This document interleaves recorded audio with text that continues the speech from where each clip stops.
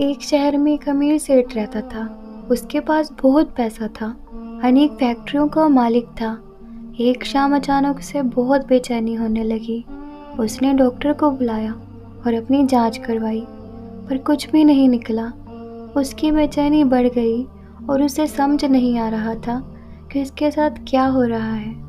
रात हुई, नींद की गोलियां भी खा ली, पर नींद आने को तैयार ही नहीं, और ना ही उसकी बेचैनी कम हो रही थी। वह रात को उठकर 3 बजे घर के बगीचे में घूमने लगा, और घूमते घूमते उसे लगा बाहर थोड़ा सुकून है, इसलिए बाहर सड़क पर पैदल निकल पड़ा।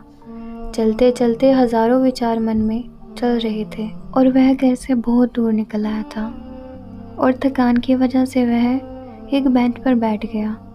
उसे वहाँ बहुत शांति मिल रही थी। इतने में वहाँ एक कुत्ता आया और उसकी चप्पल उठाकर ले गया। सेठ ने उसे देखा तो वह दूसरी चप्पल उठाकर उस कुत्ते के पीछे भागा। कुत्ता पास के ये झोंपड़ी में घुस गया।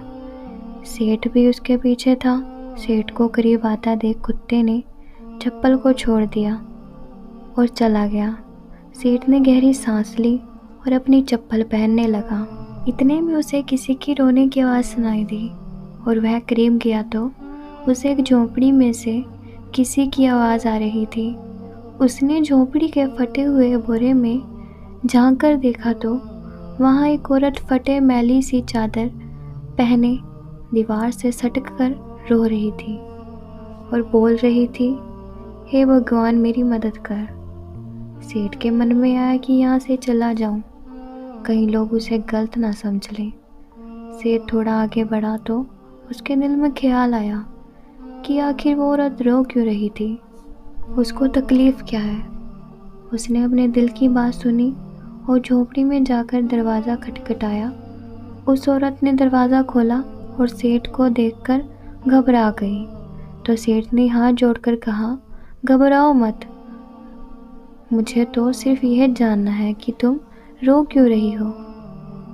औरत के आंखों में से आंसू टपकने लगे और उसने पास ही एक छोटे से बिस्तर पर लिपटी हुई उसकी 7 साल की बच्चे की ओर इशारा किया और रोते रोते कहने लगी, मेरी बच्ची बहुत बीमार है, उसके इलाज के लिए बहुत खर्चा लगेगा, और मैं तो घरों में जाकर झाड़ू पोछा लगाती हूँ, जैसे तैसे हमारा पेट पालती हूँ, मैं कैसे इसका इलाज कर पाऊँगी। सेठ ने कहा, तो किसी से मांग लो।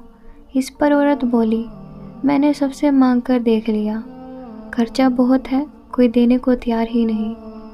उस सेठ ने उसे समझाया, कहा, ऐसे रातों को रोकर क्या मिलेगा। तो औरत ने कहा, कल एक संत यहाँ से गुजर रहे थे, तो मैंने उनको अपनी समस्या बताई, तो उन्होंने कहा था, बेटा तुम 4 बजे उठकर अपने ईश्वर से मांगो, बोरी बिछाकर बैठ जाओ और रो के गिड़गिड़ाकर उससे मदद मांगो, वह सबकी सुनता है और वह तुम्हारी भी ज़रूर सुनेगा। मेरे पास इसके अलावा कोई चारा नहीं था, इसलिए मैं उससे से भीख मांग रही थी। यह सब सुनकर सेठ का दिल पिघल गया और उसने तुरंत फ़ोन लगाया और एम्बुलेंस को बुलाया। उस 7 साल की बच्ची को हॉस्पिटल में एडमिट करवा दिया। डॉक्टर ने 1.5 लाख का खर्चा बताया। सेठ ने बच्ची का पूरा खर्च उठाया और उसका इलाज करवाया, और उस औरत को अपने ही यहाँ नौकरी देकर उसे रहने के लिए एक जगह भी दे दी, और उस बच्ची की पढ़ाई की जिम्मेदारी भी अपने ऊपर ले ली।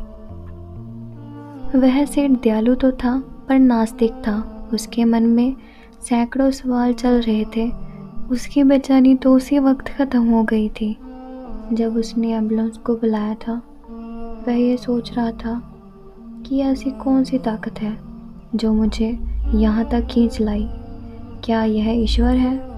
और यदि यह ईश्वर है तो सारा संसार आपस में धर्म जात पात के लिए क्यों लड़ रहा है? क्योंकि ना मैंने उस औरत की जात पूछी और ना ही ईश्वर ने जात पात देखी, बस ईश्वर ने तो उसका दर्द देखा और मुझे इतना घुमा कर उसके पास पहुंचा दिया। अब सेठ समझ चुका था कि कर्म के साथ सेवा भी बहुत ज़रूरी है, क्योंकि इतना सुकून उसे ज़िंदगी में पहले कभी नहीं मिला था।